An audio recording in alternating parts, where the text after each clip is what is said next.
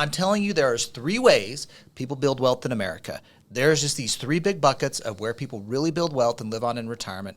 And it's real estate investing, which needs to be in your estate plan. It's business ownership for you small business owners. And it is your retirement accounts. There's $38 trillion in retirement accounts, okay? This is where all the money's at. We want to make sure the right people get it.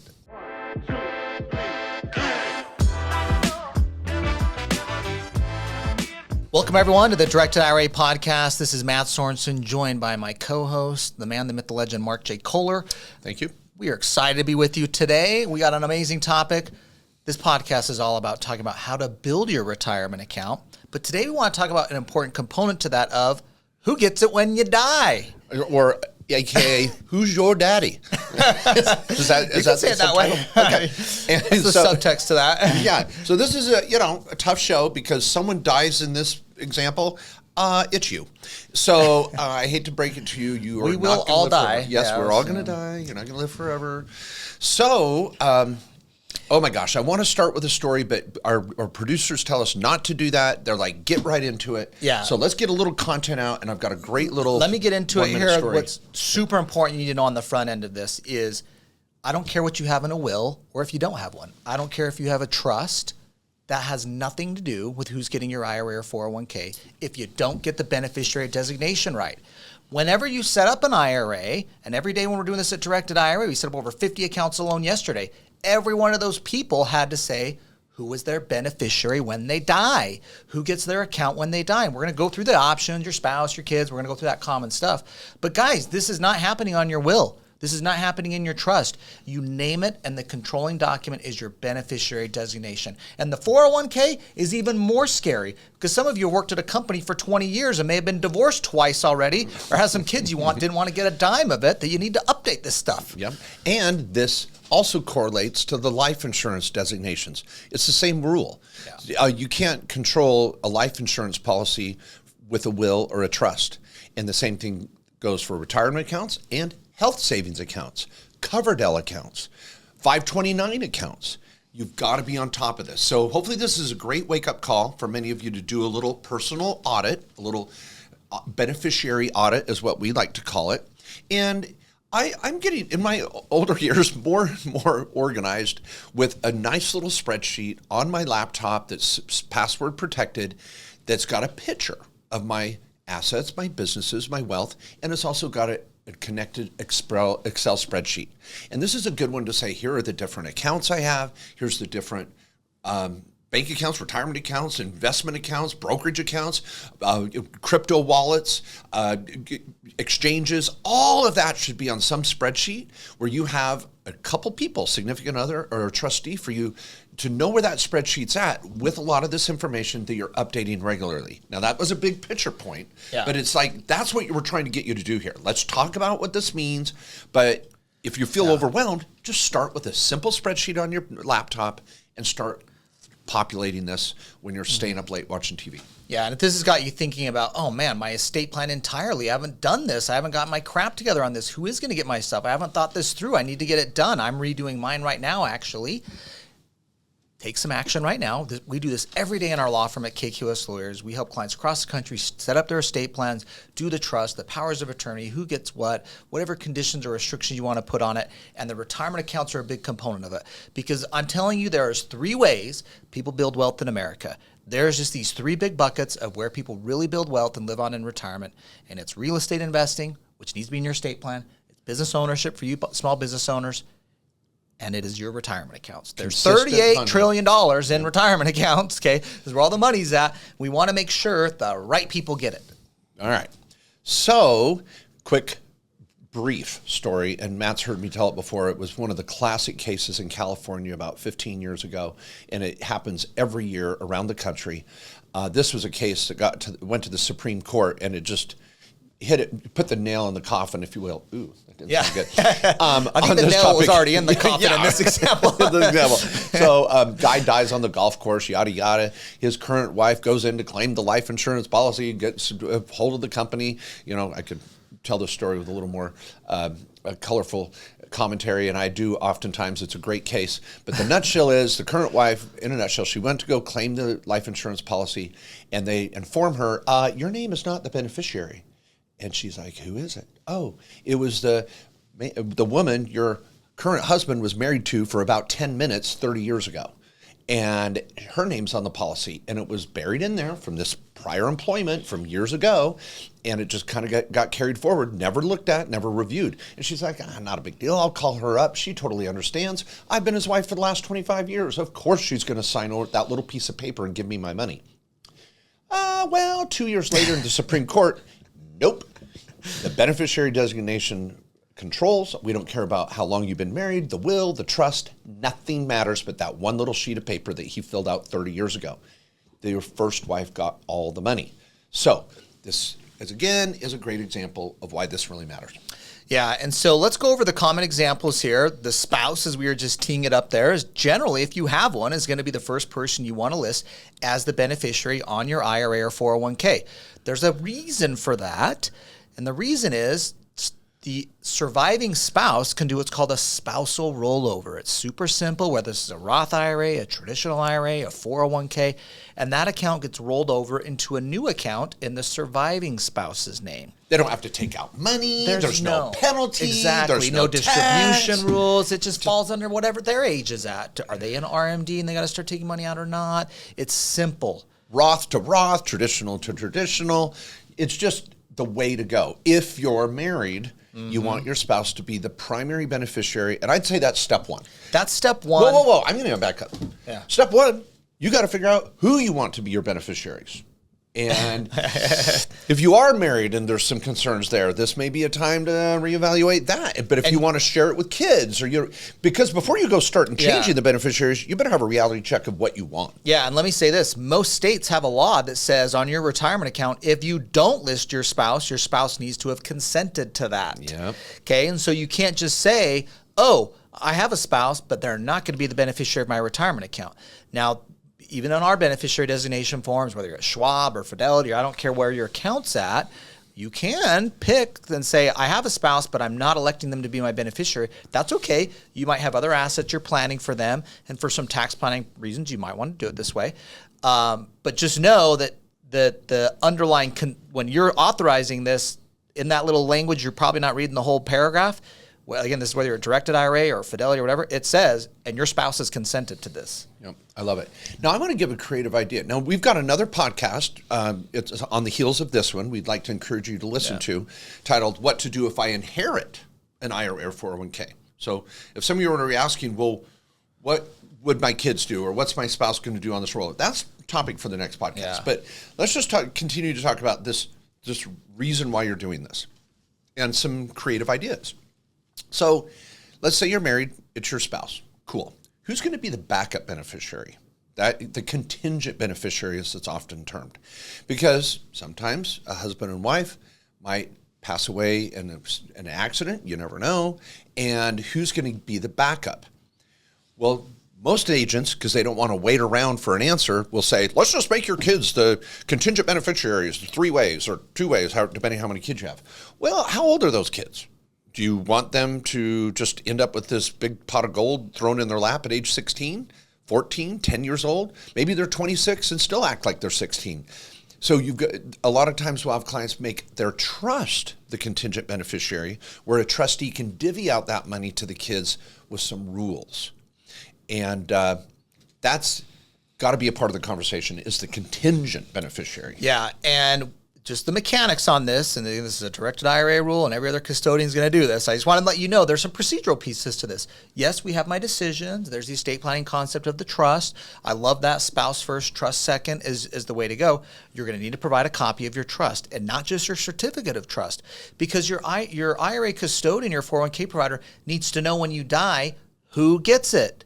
And your certificate of trust likely doesn't say the beneficiaries on it. It's going to say the trustee and the date of the trust. And so that actual trust document does need to go to your retirement account custodian. And they just save it in their records and their files. They're required to get it anyways. And then when that trustee pops up later, after you've passed, we're going to have the trust document there. Now, it could have been amended later and stuff. We can gather that, and that can get figured out. But just know you're going to need to provide a copy of the trust. Now, if you want to be private about this, you certainly are entitled to do so. You may say, I'm married or not. I want the trust to be the primary or the contingent. but I don't want my kids to know what's coming their way, or my brother or my sister, or you may even choose a charity as your contingent beneficiary. You can do that. So you're going to choose your level of privacy. If you're not concerned about privacy, I think it's helpful to let them know, because you want them to not have to go on a wild goose chase if and when you pass away. Not if, but when you pass away, you don't want them to be trying to figure all this out.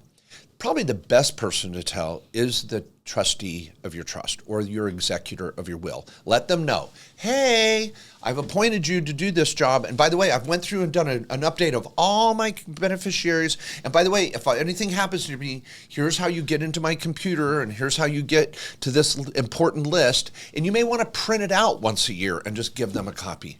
We get so protective of our passwords. Well, guess what? If you die tomorrow, who the heck's going to get into your stuff and know how to access it? It could be a nightmare. Yeah. Be super careful. I think even more problematic than that is they don't even know what accounts you have. So many spouses or even particularly kids have no idea. The families don't talk about their money and where their accounts are and how much it is and the property they own. They just don't, unfortunately. And so this is why doing an estate plan, having good records and stuff for this. I love looping in the trustee, and your retirement accounts are a huge piece of it. Okay, so we know the beneficiary designation is what matters most. We've decided who to list as the beneficiary. If you got a spouse, we went through that. Using a trust if you have it, particularly if you have younger kids, is important. Now, you might be like, my kids are in their 40s already. They're pretty well off. I want them to just get it directly rather than through the trust. You could do that. I like listing the trust second, but we still see that pretty often. Now, when you do pass away, there is going to be an inherit account created, and we're going to have another podcast right following this one that goes over that. Now, what happens when someone does pass away? Yep. What is the mechanisms on that when they receive this? But the reason I want to talk about why it's important is you're setting your family up for success for the long haul. They can inherit your account and still keep investing it. That's the thing I want you to know for your own account. I want to talk about the kids inheriting accounts. We have so many people getting inherited, sometimes called beneficiary IRAs. But for you, I want you to think about, my spouse can take this over and a spousal rollover, or my kids can get it in an inherited account and keep the same tax protections. If this is a Roth account, they could keep investing it for another 10 years and keep deferring the taxes and have a really cool tax strategy. So teach them what you have, particularly if you're self-directing. Let them know about it. Do you want them to liquidate all the real estate or the private investments you have to go buy a mutual fund? Bring them along the journey with you. Teach them. Yes. Now, this is so good, and let's get creative here. We had a client just, I think, a year ago, a grandma wanting to leave her 8 grandchildren a Roth IRA. And so she was debated, should I open 8 Roth IRAs and make 8 different beneficiaries? But then that would be unwieldy, because now she's investing 8 different accounts for 8 different kids to get. But she chose ultimately to say, all right, I'm going to open 1 Roth account and then just create 8 beneficiaries to be divided 8 ways. That way, she's taking care of these 8 grandkids in a unique way. Her husband had passed on, and she's like, I can invest this Roth IRA and know they're going to all get this inherited Roth that they can invest for 10 more years. Listen to the next podcast. Another idea that I think is really powerful is using the trust with the big picture. For example, let's say we have a client that has a farm, a second home, maybe some rental property, and they've got 4 kids. 2 of those kids really want the real estate. 2 of the kids would hate having the real estate and would rather have a brokerage account or a self-directed account. So if you start trying to say, oh, I'm going to make these kids the beneficiary of, or not the I'm going to make them a part owner of my LLC on my real estate, or I'm going to have some sort of LLC contingent thing. And then over here, I'm going to make these kids the beneficiary of my IRAs, but it's not going to be equal. And it's like, it can get really complicated trying to create this equality amongst your kids. Make sure your LLCs that own the real estate are owned by the trust. Make the beneficiary of your retirement accounts the trust. And then you tell your trustee, hey, make it fair. These kids might want real estate. These might want retirement accounts. Add it all up and divide it in the most equitable manner. then you're taking it away from these automatic distributions from these brokerage accounts where all they see is a name. But if you make the trust the beneficiary, you can let your trustees sort things out and use the money in the retirement accounts to offset other things you might give to another kid. Little advanced topic, but the creativity. Yeah. One last point I want to make, and I had this conversation with a high net worth client recently. This client had a pretty large estate. They're over the estate tax exemption, okay? And they had a couple $1 million in retirement accounts as well. And one of the things he was talking about is, how do I keep my estate below the estate tax exemption, which is like $25 million for a married couple now.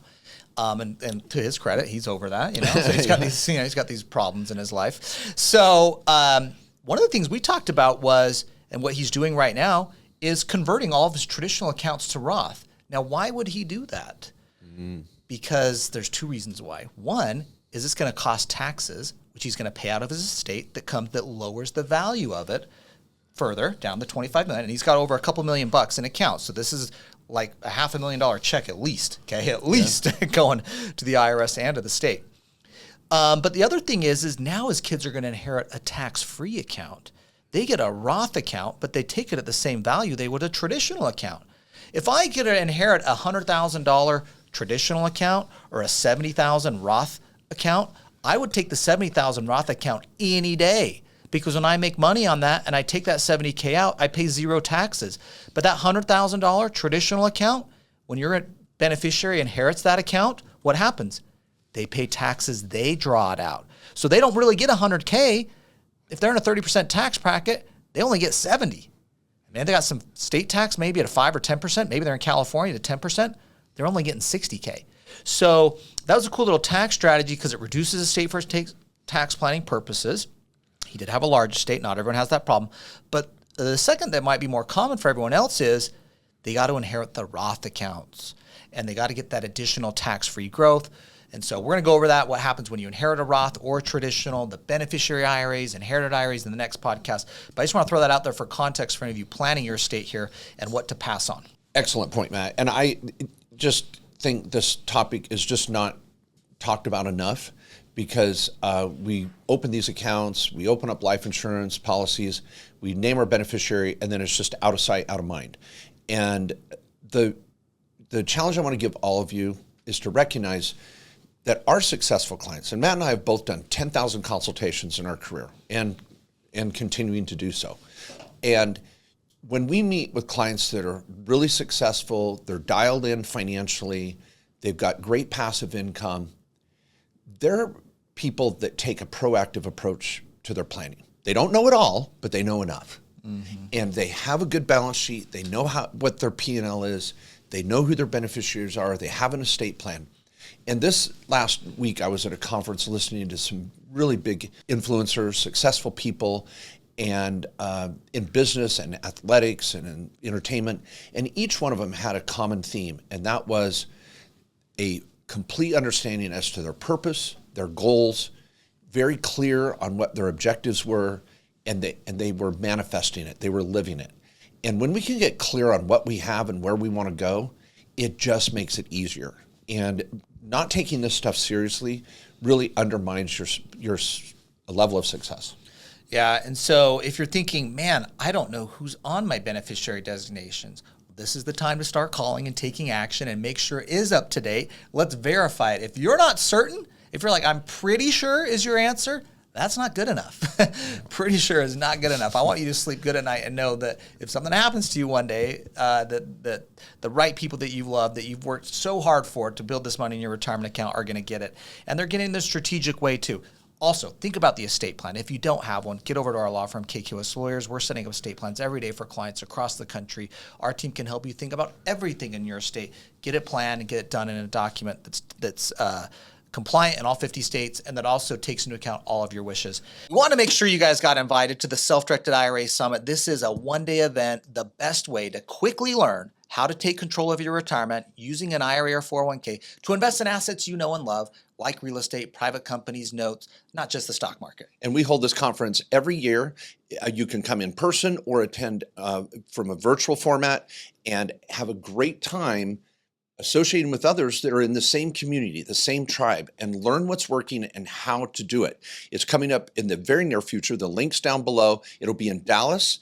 And again, we would welcome you in person. We got a rock band on the last night. This party's we got a rock band. Spoiler alert, Mark and I make it on stage. So we'll see how that goes. But get over to sdirasummit.com. You can register there. We'll see you in Dallas.